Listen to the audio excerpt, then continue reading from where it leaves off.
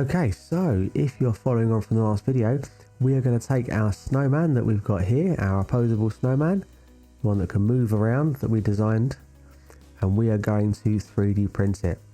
To do that, we need to export each of these files individually as a STL file, and we are then going to import them into our slicing software and prepare everything for printing. So to do that, we're going to go to each part individually and do this. So into part 1, I can right click, I can press export, and it gives me some options. So what do I want to call this? I want to call this snowman base, format STL, file STL format binary, units millimeters, resolution fine. This means that it's going to be as much detail as it can do, and options download. And I'm going to export that, and it's going to go into my downloads folder, and you'll see Google's put that straight away into my downloads folder. I can go to part 2, right click, export, exactly the same, but I'm going to call this snowman body. All the other settings are the same, export, and that's going to appear in my downloads. Thank you very much, Google. Part 3, right click, export, and this is going to be called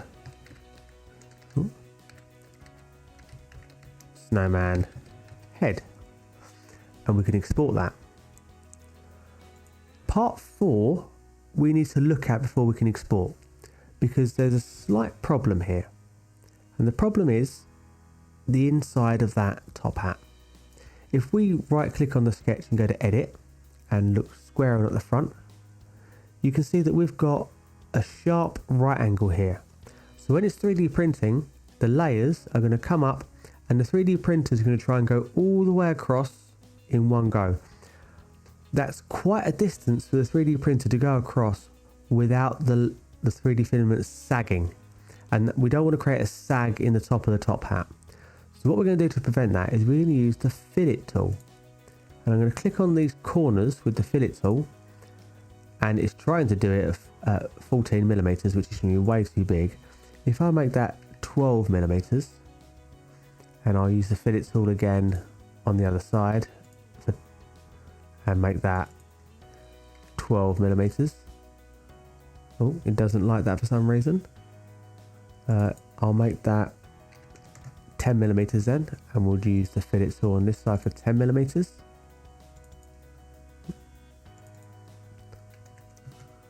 There we go. And that's given us a nice curve here, meaning that each layer will build up a little bit higher and go a little bit further across. And this gap here is more than fine for the filament to bridge without a worry. But if it's too great a gap, and I personally don't want to do any more than about 10 millimeters, 15 at most, because after that it will start to sag and it will deform the top layers of our top hat. So we edited this and improved it for 3D printing. So this is where we design for manufacture. I can press the green tick and nothing looks any different at all. I can now right click, export, and we'll call this snowman top hat, and press export. I've now got all 4 of my files there, all ready to go, and I can go on to my slicing software. Now for slicing software, we're using Prusa SLicer, and this is a fantastic tool. If you haven't got, if it's the first time using it for yourself in school, you might need to go through setting up the printer and choosing the correct printer. If you just press OK on everything and go to printer settings, on this drop down menu here, you can press add or remove printers. Press don't install and wait for the wizard to come up, and the first thing you'll be greeted with is the Prusa mini printers. We haven't got a Prusa printer, so deselect this one here. If you then go to other vendors, and we have a Creality FFF, and it's going to have the Ender 3 automatically selected. We don't have an Ender 3. Can you deselect that? And we are using the CR6 SE. So this one here, have that selected, then just press finish, and you should be able to select the CR6 SE from this drop down menu here. It should be the only one there if you follow those steps correctly. Something else I would like you to do is have expert selected. Simple mode reduces the tools you've got access to. We want expert. And we're now going to drag and drop our parts in. So if I open my downloads folder,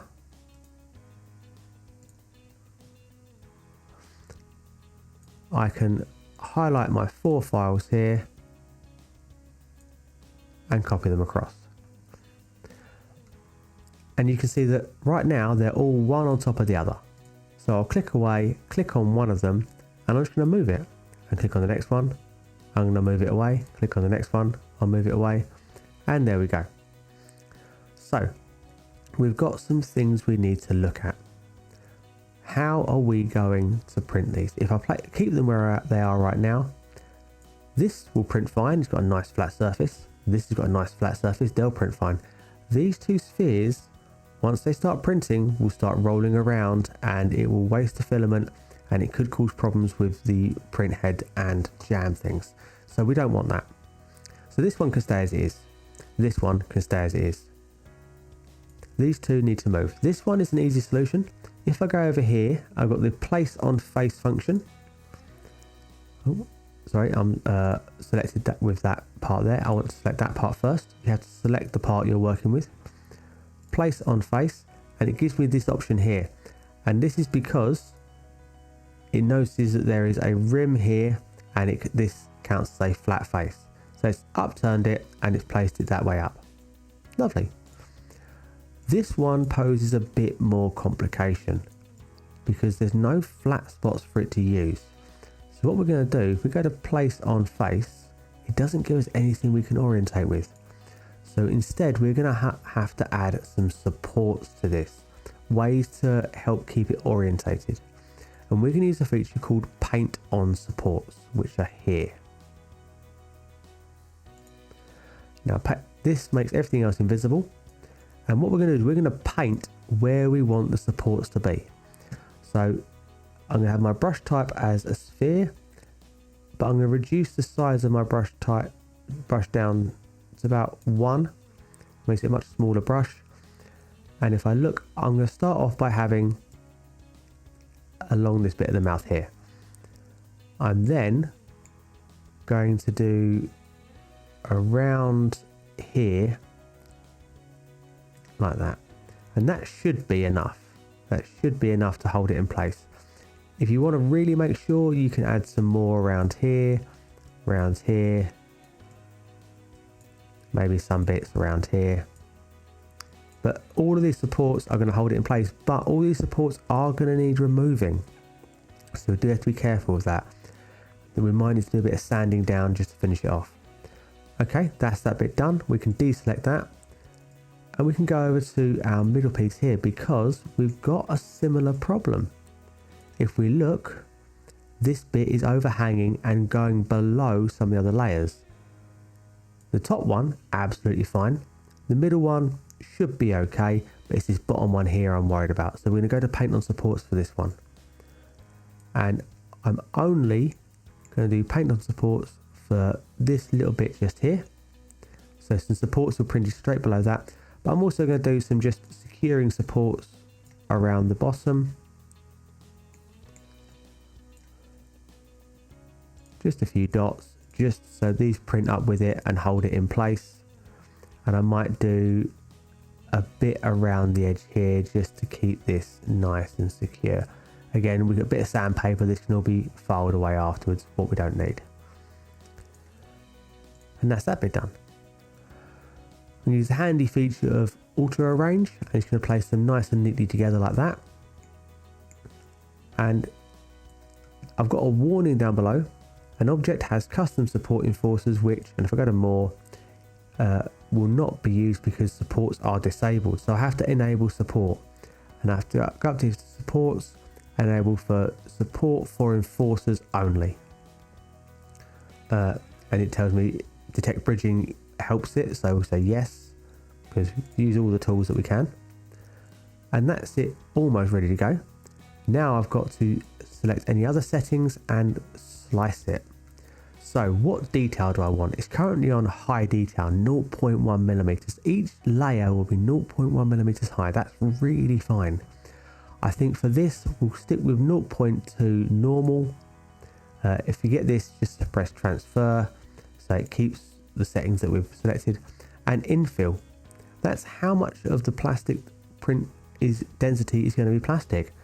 15% doesn't sound like a lot, but actually it's still a fair bit. We can go down to 5 or 10%. I'm going to put mine on 5 to really save some plastic, make things a bit more environmentally friendly, and to save us some money as well. And I can now press slice. And what this is going to do, this is going to break this down into each layer and show us how it's going to print. And it helps us spot any problems. So sliced it down, and we've got all these layers here. 277 layers, 42.8 millimeters high. And if I use this slider, I can go down and inspect the individual layers. And it's really handy for looking at how things are going to print down low. And this shows us where all our supports are going to be. All those supports we added are in green here. And with each layer it comes up, it adds the supports. And you can see that the bottom parts of our spheres here are well protected and well supported as they're being printed. They're not going to move around, they're not going to shift, they're going to stay exactly where they are. I'm just going to go around because I want to just double check the support for the inside of the mouth. Make sure it's not really overlapping on anything else to cause any other problems. Nope, that looks like it's going to be really nice. Keep that bit there well supported. And would you look at that? I think that's going to be really good. Some of you might be thinking about these bits up here and the eyes. Are they going to print okay? In my experience, they will print absolutely fine. And I think that's going to work just lovely. So that is ready to go. Once you're done, you can export your G-code and you can have a look here. It tells you how much filament you've used in grams, in meters, the cost of it, and the time. This is the big one for us. How long is this print going to take? 2 hours, 40 minutes. I think that's a really nice amount of time. Spend 10 minutes tidying it up with a bit of sandpaper, and we're going to have something really nice that we can work with. So I can press export G-code, save that G-code file, copy it onto the SD card for the printer, and away we go with a bit of 3D printing. Okay, good luck.